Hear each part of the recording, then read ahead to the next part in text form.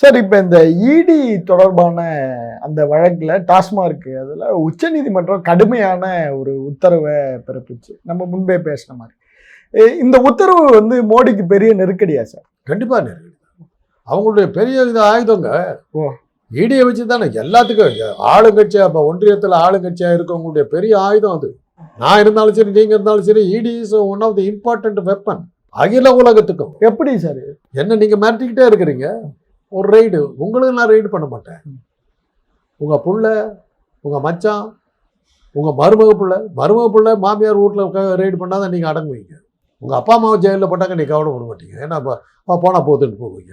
உங்க மாமியாரையும் மாமனாரையும் கை வச்சாக்க உடனே ஆடி போயிடுவீங்க. அவங்க வீட்டில் சோறு போட மாட்டாங்க. அதிகாரிகள் எல்லாம் எப்படி நீங்க ஆக்ஷன் எடுக்க முடியும்னு நினைக்கிறீங்க? அவங்க அப்பா அம்மா இது பண்ணுங்க. அப்பா அம்மா வந்து ஏழையா இருந்து அதிகாரி ஆக்கியிருப்பாங்க.